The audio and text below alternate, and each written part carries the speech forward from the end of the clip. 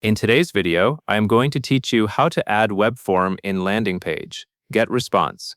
This is a simple process, and once you do it a couple of times, it will feel very quick. By the end, you will have a Webform added to your landing page, so visitors can sign up directly from the page. First, go to Landing Pages. In your Getresponse dashboard, this area is where all your landing pages are listed and managed.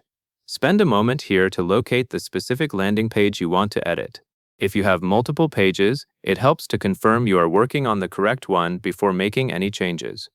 Next, open your landing page and choose Edit Design. When you select Edit Design, the page builder will load, and you will be able to change the layout and add new components.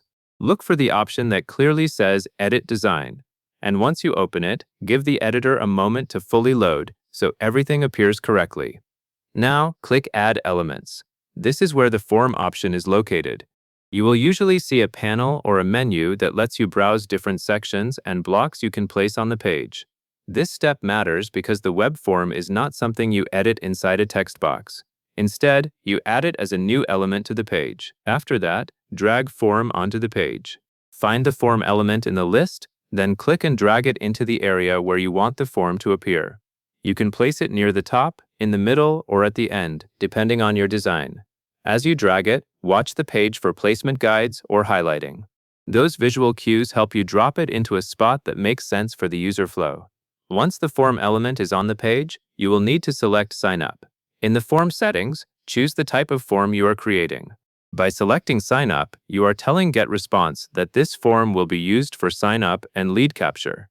This ensures the form is configured for collecting user information as intended. Then, choose your form. Depending on your account setup, you may see a list of available forms.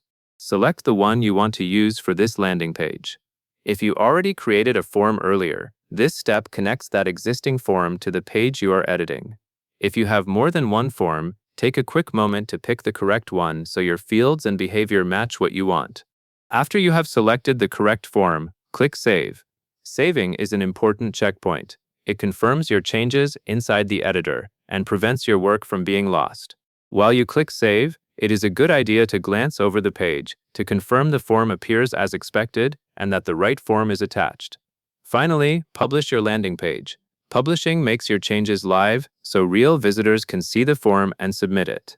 Before you publish, it helps to check that everything looks correct in the editor, including the form placement and sizing.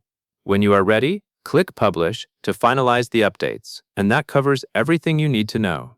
Once the page is published, your web form will be ready for signups directly from your landing page, and you can continue refining the design anytime you want. And that is all there is to it.